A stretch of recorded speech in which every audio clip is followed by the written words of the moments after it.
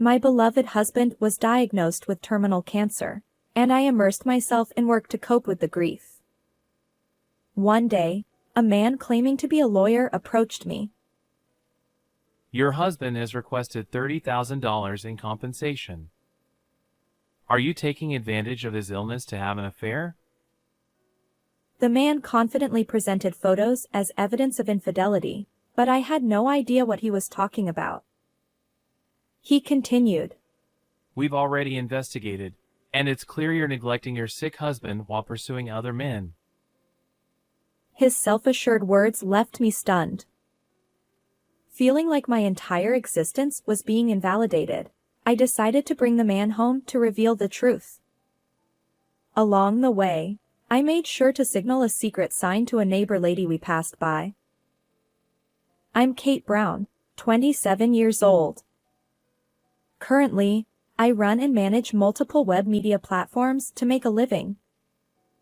As I stared at the various characters on my computer screen in the living room, pondering my next move, my husband Michael walked in from the kitchen.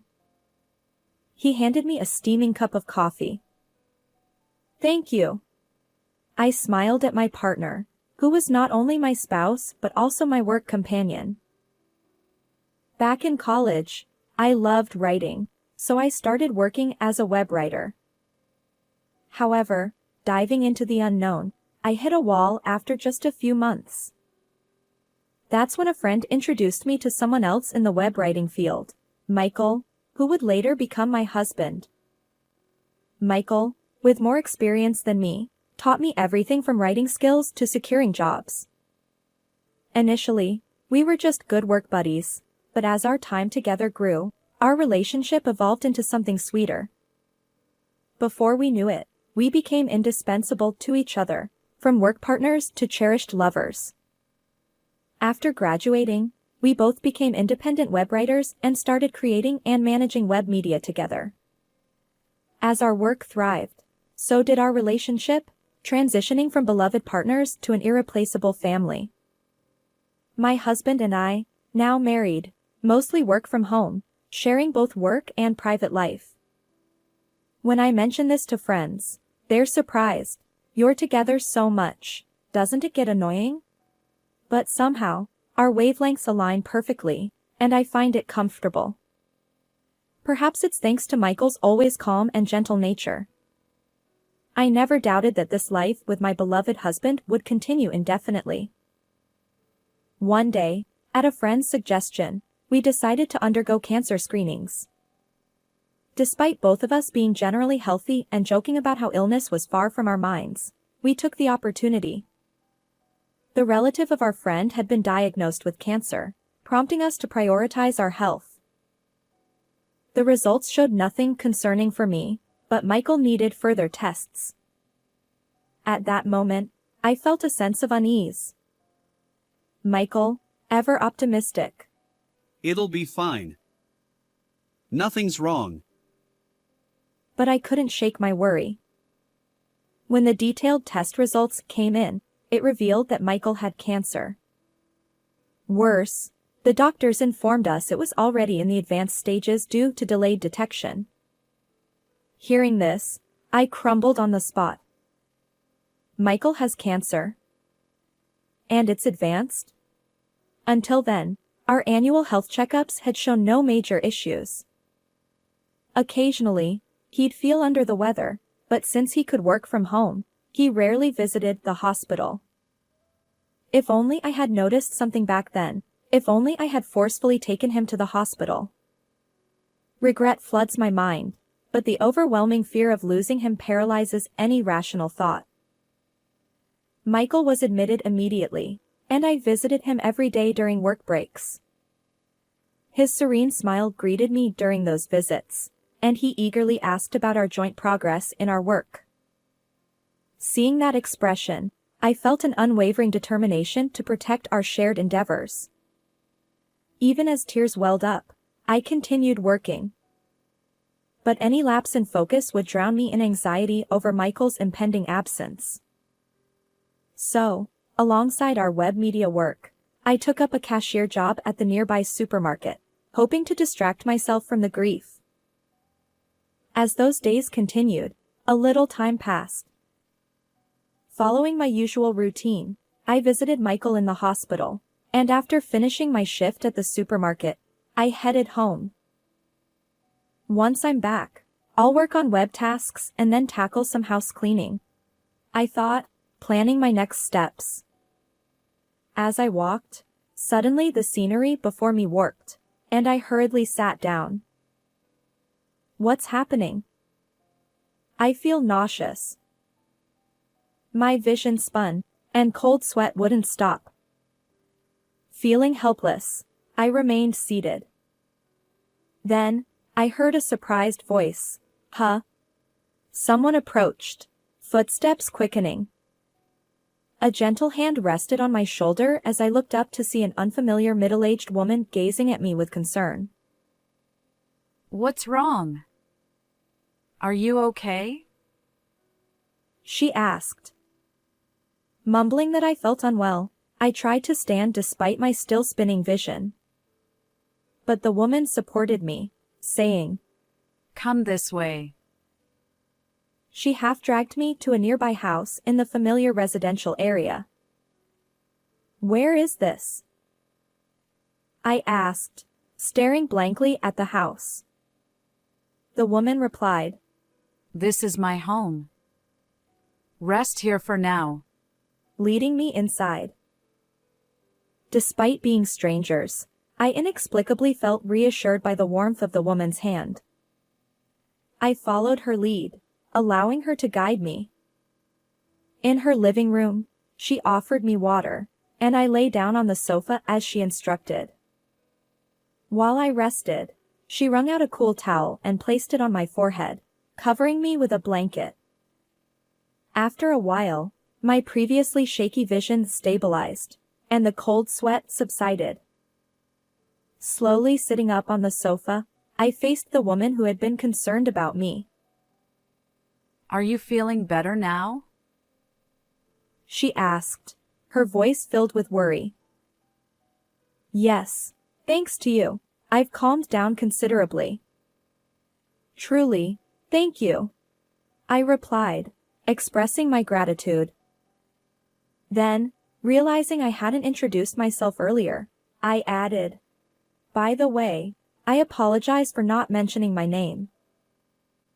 The woman smiled, seemingly relieved. She introduced herself as Mary, explaining that she lived in this house with her husband. As I began to share my own story, intending to mention my husband, Michael, lying on the nearby bed, my words faltered. Mary seemed to sense something was amiss and gently said, You don't have to talk about it if it's difficult. But I continued, revealing details I hadn't even shared with friends, the illness that had befallen my husband and how I had overloaded myself with work to cope. Tears welled up, and Mary hugged me tightly, saying, It's so tough. Together, we shed tears, finding solace in our shared pain. As we continued talking, I learned that Mary's house was right near mine. Furthermore, our home was somewhat famous in the neighborhood, a large, standalone house, leading people to label us as an affluent couple. I chuckled, remembering how friendly neighbors used to chat with Michael and me during our walks.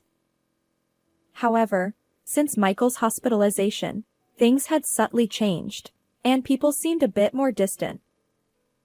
When I mentioned this to Mary, she explained, Everyone thought you two had separated, so they hesitated about how to approach you. Through meeting Mary, my daily life gradually transformed. We became close with neighbors we hadn't interacted with much before, gathering regularly at each other's homes for tea.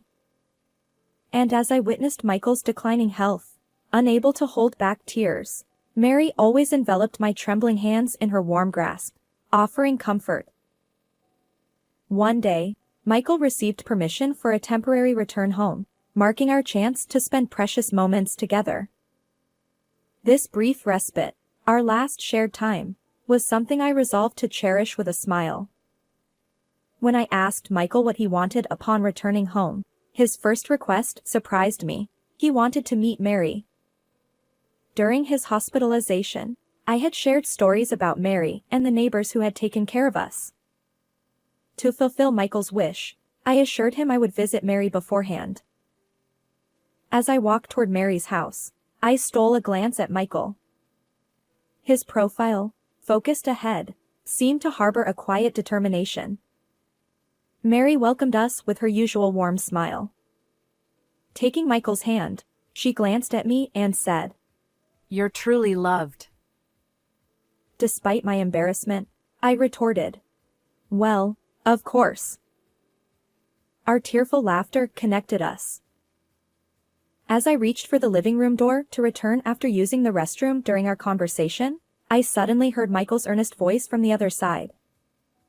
Instinctively, I let go of the door handle and strained my ears.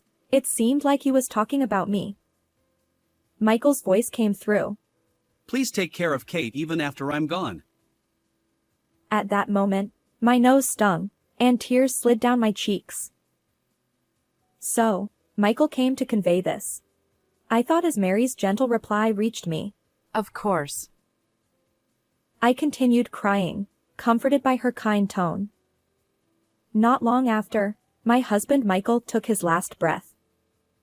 Though I had prepared myself, the overwhelming sense of loss hit harder than expected. Mary and our neighbors continued to encourage me during this difficult time. After a blank period, my determination to preserve the work Michael and I had built resurfaced. I resumed work, juggling supermarket cashier duties alongside it, determined to face the future head-on. As I continued with that life, about 2 years passed. After finishing my shift at the supermarket, I walked, stretching my tired body. Suddenly, a serious-looking man with glasses approached me. Lost, perhaps? I wondered. Without much thought, I asked, "How can I help you?" The man cleared his throat, smiled quietly, and introduced himself as a lawyer. You're Kate Brown, right? May I speak with you? A lawyer? What could he want with me? Although I had no clue, I replied, "Yes." Then he dropped a bombshell. Your husband, Michael, has requested $30,000 in compensation from you. Michael's name from the lawyer's mouth surprised me. And the word compensation almost made me drop my bag. What? Is there some mistake? I asked. The lawyer confidently explained. We have evidence. Your husband's illness and hospitalization provided an opportunity for your infidelity. He pulled out his phone, showing me a photo. In it, a man and a woman walked arm in arm, seemingly close. While the woman's silhouette resembled mine, I knew it wasn't me. This isn't me, and I don't know this man. Besides, my husband passed away 2 years ago, I asserted. As I turned to leave, the man raised his voice, urgently trying to stop me. The lawyer's confident words left me momentarily stunned. As he accused me of neglecting my sick husband while pursuing other men, I recalled the days when I tirelessly visited Michael during his hospitalization and worked non-stop. What did this man really know about me? Moreover, if he truly was a lawyer, wouldn't it be common courtesy to provide a business card? And why show up in person instead of notifying me through documents or a phone call? Shaking my fatigued head, I stared at the man before me. Realizing that arguing further would lead nowhere, I decided it was best to invite him inside. Looking back, it was a bold move, but perhaps my frustration with being invalidated pushed me to act impulsively. As I walked home with the man, we crossed paths with Mary, who carried shopping bags. She looked slightly surprised, but when I raised my right hand, she recognized the gesture and returned the greeting. I ushered the man into my home, convinced that he had manipulated me successfully. He chattered confidently about legal proceedings, but I ignored him and led the way. We arrived at a room filled with memories of Michael, photos capturing his vibrant smile from healthier days, moments during his illness, and even those taken just before his passing. The man, still claiming to be a lawyer, blurted out. Is he really dead? I added silently. Even if he were alive, this claim wouldn't hold. Glancing at the man, I noticed his pale face as he muttered, That's a lie. It's different from what I heard. as he pulled out his smartphone and checked something. I discreetly peeked at the screen from behind, and there was a photo of Michael when he was healthy before his illness. What does this mean? I couldn't help but speak in a hushed voice, feeling uneasy about the man having a picture of my beloved. The man hastily began explaining, claiming that he had purchased information about us, the wealthy couple in the neighborhood, from someone posing as an information broker. Their fabricated information stated, the husband of the wealthy couple is hospitalized due to illness, and the wife is mentally unstable. Furthermore, the information broker had fed the man a lie about my infidelity and even provided fake incriminating photos, inflating the payment amount. I can't believe the husband died. That guy deceived me.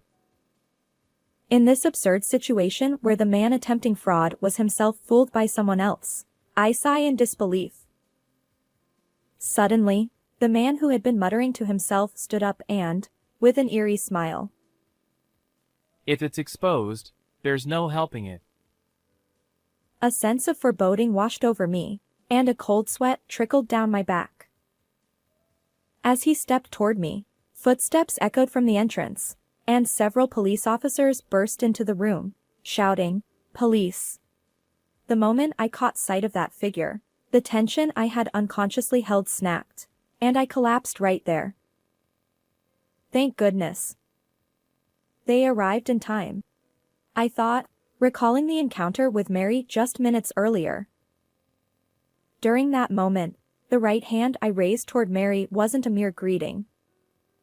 As I struggled with the loss of my husband, Mary said, You can convey your need for help without words. She taught me the SOS hand signal. Taking a chance, I used it this time, and Mary, who understood my distress signal, likely contacted the police on my behalf. As I gazed at the photo of Michael hanging in the room, I silently apologized, thinking, sorry for taking risks. Michael in the picture seemed to be laughing, resigned to the situation. The man, who had tried to deceive me, was caught in his web of lies. His arrest revealed a history of fraud. It seems he'll be facing a fairly lengthy prison sentence. The informant who had fed him false information was also apprehended. Later, when I visited Mary to express my gratitude, she scolded me for letting a suspicious man into my home. She had noticed my SOS on the street but wisely left it to the police. As she gently tapped my head, she reminded me, Michael entrusted you to me. Please avoid dangerous situations. Her words touched my heart, and I couldn't help but shed tears. Since then, with the help of Mary and our neighbors, I've been living happily. Today, I close my eyes in front of Michael's photo in that room once again and whisper, even in a world without you, there are many people who support me. You can rest assured.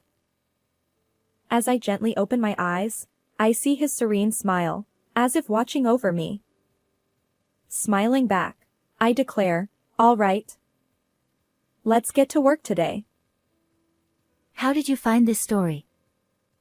Don't forget to subscribe to the channel. See you in the next video.